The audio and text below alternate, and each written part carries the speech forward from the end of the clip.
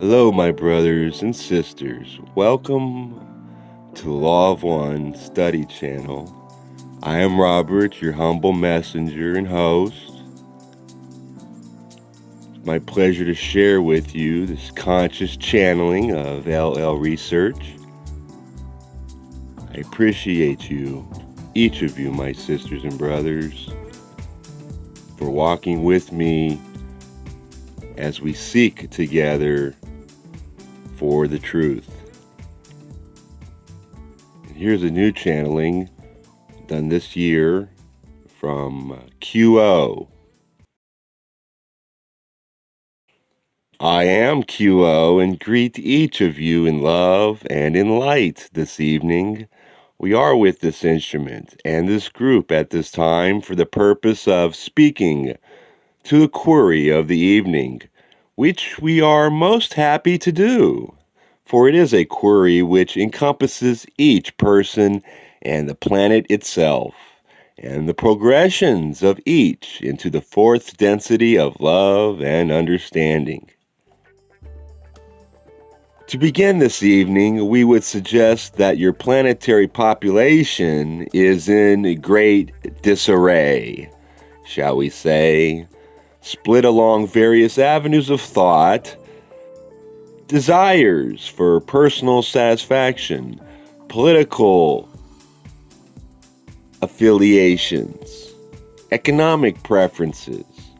Whatever concept can be conceived of seems to produce those sides which are for and those sides which are against, and yet do not take any truly affirmative polarizing action to see beyond the mundane manifestation of the creation that lies about each one. Most of the concerns of your Earth's population are focused upon personal satisfaction and the gaining of those qualities and material goods which comprise the common evaluation of success in the worldly sense. So, these many facets of the jewel of humanity are clouded with those thoughts which do not allow the love and the light of the one infinite Creator to shine through them in a fashion which helps all to become more and more aware of the spiritual nature of their identities and the path through the incarnation which they now travel. This is a difficulty which is made more difficult, shall we say, to deal with for the potential social memory complex that is awaiting the movement from the sinkhole of indifference, as it has been called, into a polarizing path for each conscious seeker of truth. There are those entities at this time upon your planetary sphere who have made this choice to be of service to others, and who have planted the seed of the vitality of this choice that blends each individual seeking entity with those of like mind and with the Creator within each. These seeds at this time are most precious to the Confederation of planets in the service of the one infinite Creator. For by each entity's efforts within their incarnation to share with others their concepts of the one Creator and how each contains that Creator within, and how each can realize that which has been called the kingdom of heaven within. This is a great choice. This is the straight path. This is the means by which each conscious seeker of truth can begin to spread the good news, to spread the love and the light of the one Creator in whatever manner that you find available to you. This is your mission. This is your talent. This is a way in which you serve others, and that That service then redounds unto you as well from you, and your other selves are one. As you serve others, you also grow in awareness and understanding of how this journey of seeking the open heart, the unconditional love of all beings and all things as the one creator is the golden rule. The golden path, the path illuminated by the sun, logos of your solar system, as it sends each of you the love, light love of the one infinite creator to serve as the fuel for your journey of seeking and serving others with every thought, with every word and every deed, every day and every moment.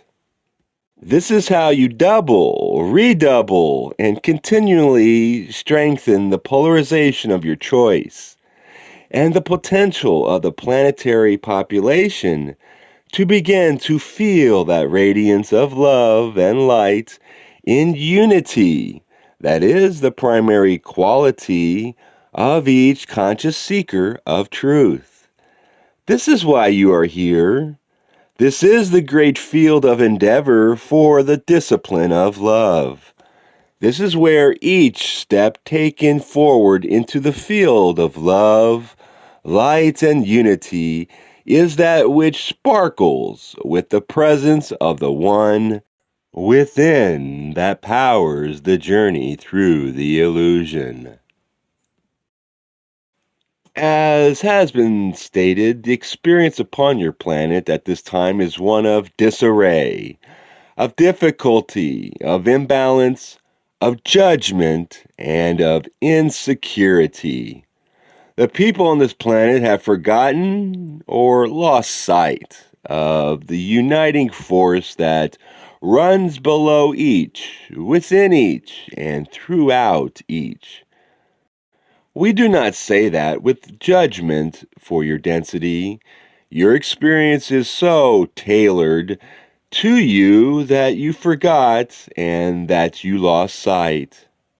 And as what you call time continues forward, these imbalances, these disagreements and difficulties can seem to be more persuasive and potentially more difficult to penetrate.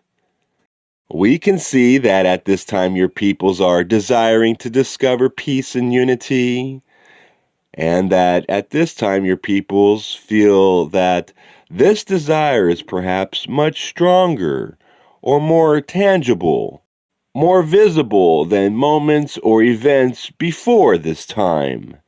Indeed, as the illusion continues along its way, the vibrational energy intensifies. The what you may call weight upon the seeker feels heavier, feels sharper, feels less comfortable. This is a gifted sign, if you will, to your people that the transition to a new density is on the horizon, and that it is a process which you have been undergoing throughout your incarnation, and which continues to progress with each moment of experience. We realize that these times of transition are less than tolerable. It may seem that conflict between self and other self appears more at the surface, more identifiable, and that the emotional charge behind the conflict can be frustrating, can be disheartening, and can lead to great confusion and sadness. However, this is but a potent opportunity for the seeker of truth to discover the love, the purity, the rightness, if you will, of each moment. When an entity can remember that self is all things, creator included, the seeker can then allow itself to breathe more deeply and find room in the heart for acceptance and love, forgiveness, and compassion, and a clear channel to exercise itself in service to others. As this instrument was tuning, she remembered a song from her time in Catholic school titled, "Let There Be Peace on Earth." The key lyric to the song is, "Let there be peace on earth, and let it begin with me." We feel this is a beautiful piece to this question, for if the self takes the first step of finding peace, be that within its heart or within its environment, future steps towards a more vibrant and broad peace become more available. When the self can find clear passage of loving energy through the heart and act towards the other and act towards circumstance, that self then becomes a more vibrant and radiant beacon of love and hope and faith.